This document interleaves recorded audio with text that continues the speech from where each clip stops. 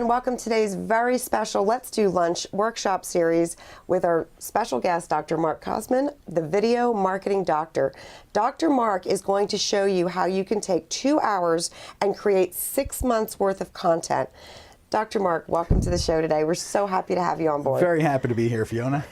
So you're creating all of this content, and you want, of course, people to find it, people who have the problem to find it. So you talked a little bit about a model that you use where you create a hub with spokes. Could you share that model with Sure, absolutely. folks? I mean, you know, the thing is you want to build your content on the web in a place that you have control over, first of all. And so right now the craze is all about social media this, social media that, which is great. There's awesome reasons that you want to be using social media.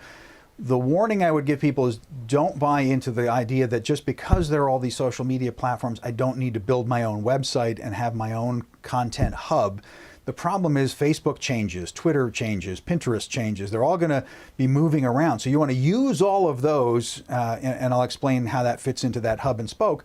But the core, the center of your wheel, the hub of your wheel should be a blog site. And you know, I personally don't see why anyone would do anything other than build a WordPress blog site. It's very easy to use. It's free software, and you can buy premium themes that just make it all look nice and pretty and make it all work right.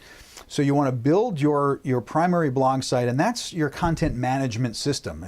Think of it like your personal magazine place. It's where you're going to publish things first, and then from there you're going to push it out to all these other channels. So again, to think of it as a wheel, my blog is at the center of the wheel. Then I've got spokes. I've got a spoke that goes to Facebook. I've got a spoke that goes to Twitter. I've got a spoke that goes to G+. I've got a spoke that goes to, and then fill in the blanks on the 10 other ones that we don't even know exist yet that'll show up in the next couple of years.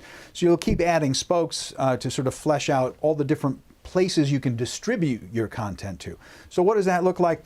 I publish a video and a blog post on my main blog site.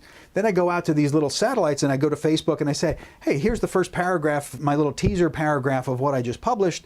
You know, if you're interested, come over here to read the full piece. And on Twitter, I just tweet the title of what I just put out there. Hey, 5 steps to whatever, you know, easier living in the senior living community. The person clicks on that and they come back to the center of the hub. So all these outer layers are to drive traffic back to my central hub. And then on that central hub, my bias is that the whole purpose of creating all this content is actually to do one primary thing first. Before you do anything else, what you want your content management system to do is capture an email address. Why? Because it's still the most inexpensive way to follow up with people. You know, we're not advertising in terms of buy my stuff. We can't count on the fact that getting them to the site is going to make them convert right away. So we want to have the ability to follow up in the least expensive way possible, and with what's going to give us the highest return on investment, and that's still email. So you want to have lots of little things that you're giving away at the end of a blog post. Say, hey, if you want more information, I'll send you my newsletter. I've got this other video, you watch this video, you like it, I've got another video for me, tell me where to send it and I'll send it to your inbox. So create lots of reasons for people to opt in on your site, because I'll say the most expensive thing of this whole process is to get them to come to your content in the first place. The most expensive thing in the whole marketing cycle is to grab my attention.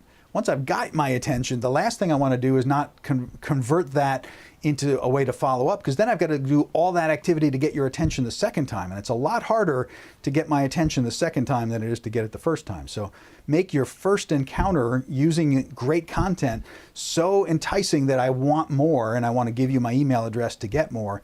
Now you can rest easy, because now you've got a pipeline directly to that person to follow up and announce the next thing. Does that make sense? Absolutely. So, number one thing, you know, before you try to sell anybody anything, convince them that your stuff is so great that they want to learn more from you, that they willingly are going to give you that email address so that you can give them the convenience of having it show up in their inbox.